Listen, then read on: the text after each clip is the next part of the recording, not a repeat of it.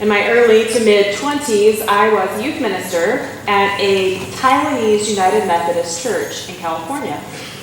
On one particular Sunday, our Sunday school lesson was about our purpose and calling in life. And I read to my students the famous Frederick Buechner quote, which I hope you've all heard before, but if you haven't, it's wonderful. I read to them this sentence: "The place God calls you to is the place where your deep gladness and the world's deep hunger meet." The place where God calls you to is the place where your deep gladness and the world's deep hunger meet.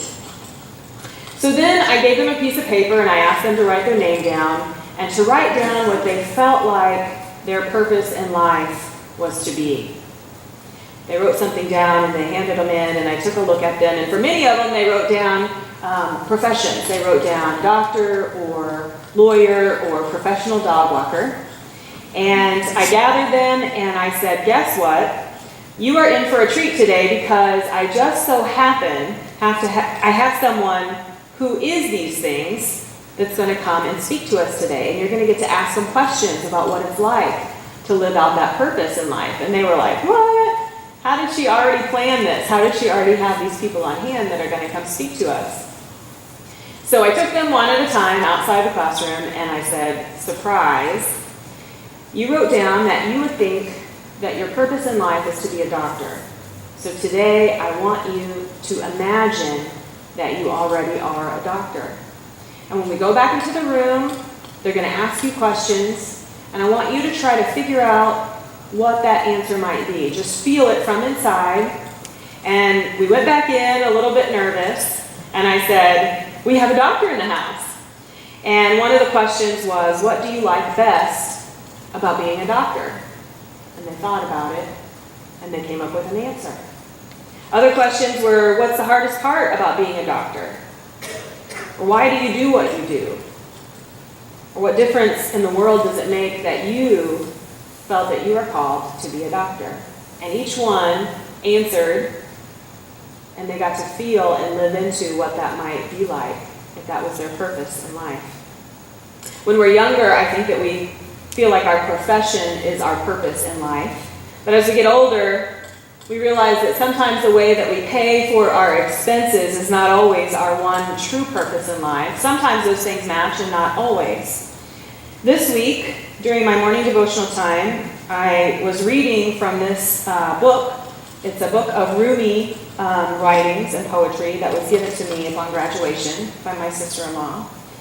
And I reread something that I'd read before, and of course it hits you in a different way when you read things many different times in your life and you're in different places in your life. And I felt like it was amazing. If I can find it again. Here it is. It's called The Real Work. There's one thing in this world that you must never forget to do. If you forget everything else and not this, there's nothing to worry about. But if you remember everything else and forget this, then you will have done nothing in your life. If a king has sent you to some country to do a task and you perform 100 other services, but not the one he sent you to do, so human beings have come to this world to do particular work. That work is the purpose, and each is specific to the person. So I read that this week, and our theme was to be life that is really life. In the book of 1 Timothy, that phrase gets spoken, life that is really life. And life that is really life is living out our one true purpose that we have been sent on this earth to fulfill. In the book of 1 Timothy, we're hearing from the Apostle Paul, who did not meet Jesus while he was alive. And in fact, by other people, he had been called a witch hunter. Paul had been on the road trying to capture these followers of Jesus and drag them into court and put them into jail because he so hated them. That was until he had his own conversion experience. He did a 180. He discovered his purpose in life. And his purpose, he felt, was to spread the gospel, to spread the way of Jesus, to spread it throughout all the lands, and to have people learn how to live in this way of Jesus. To live in communities that shared things with one another, to live in communities that took care of each other and that welcomed the misfits and the outcasts and those who did not have power and position among other places. So he went on 4 missionary journeys throughout his life. On his second missionary journey, he met a young man named Timothy. Timothy's heritage, his father was of Greek descent, and his mother was a Jewish Christian. And Paul felt like upon meeting Timothy, that Timothy might have a similar life purpose to himself. He took Timothy underneath his wing. He took him on some of his missionary journeys and taught him how to be part of these communities. Paul found himself in prison in the same way that he tried to bring people to prison for following the way of Jesus. But after he was released, they went to a town called Ephesus. This was a town that they had founded, a group of beloved community that they had founded in the way of Jesus. And Paul was going to need to leave to go on to Macedonia, but he left Timothy behind, and he entrusted this beloved community to Timothy. This community looked a little bit messy. They were having some conflict, but Paul trusted that Timothy would be able to deal with it and to live into it and to be able to help to bring the people back to the way of Jesus. So our scripture for today is actually a letter that Paul had written to Timothy, to this community. There's only 6 chapters in the whole letter, the whole book of the Bible, so we're at the very end of the letter. And Paul is outlining specific things that he wants Timothy to address within this community. He talks about this famous verse. He says that money is the root of all evil. Most of our cultures assign a certain monetary worth to different professions. But this is human beings doing. This is not God's doing. God does not assign certain worth to different professions. And Timothy is there to deal with the problems that have arisen from the behaviors of people who earned more money than others. The text says, those who want to be rich are falling into temptation and a trap. They're letting themselves be captured by foolish and harmful desires, which draw us down to ruin and destruction. So Timothy's job in life was to help others pursue life that is really life. To help others to strive to be persons of integrity and piety, filled with faith, love, and patience, and gentleness. And Paul says that if you live this type of life, it's called running the great race of faith. This was Timothy's purpose in life. Timothy's one great purpose: to serve a community and a people in a specific town. And it was a little messy, but that's what he was called to. So what about us? What about you? What do you want out of your own life? And what does God want out of your life? Living a life that is really life is not always easy. Sometimes I get distracted by what truly matters. I can think that life is mostly about crossing things off of my to-do list, or about cramming as much into one day as is humanly possible. I kind of did that today.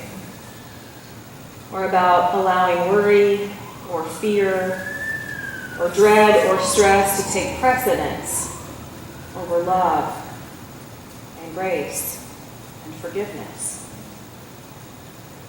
Our first reading today is from a woman named Toko Pa Turner. It's a poem she wrote called, I Want to Be Alive With You.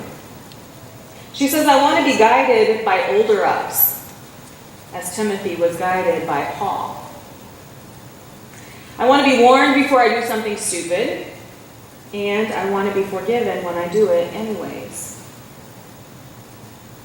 I want to mean something to my community. I want to actually be part of a community that I can mean something to. I want to make your thing feel like my thing. That's what ministry is all about. When we make each other's things feel like our things, when we're in it together. So life that is really life is when we take the messiness that is assigned to us and work through it as faithfully as possible. Life that is really life is when we give our lives over to a purpose that is worthy of our sweat and our hearts and our time. Life that is really life is the raising of compassionate human beings,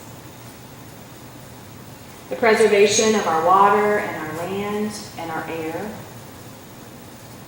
Life that is really life is the feeding of the hungry, those who are hungry for food and those who are hungry for love. Life that is really life is healing, when we work together to heal bodies and minds and spirits and relationships and communities. Life that is really life is waking up and being conscious of what is wrong in the world and working to make it right. So what is life that is really life to you? What does it look like from your perspective? Sometimes we ask this question, but we stay busy and we never listen for the answer. I've been told that silence is a speed bump that slows us down long enough so that we can finally listen to God. So in just a moment, we're going to take an opportunity for a few moments of silence. During this silence, sometimes our mind will chatter, or we'll be told how uncomfortable the silence is. But sometimes, while we're listening, we can hear the voice of God. So even if you already know what your life purpose is, or even if you don't know, I want to ask you to quiet your mind and ask God to speak to you afresh today. What does it look like to you to have a life that is really life? Let us listen.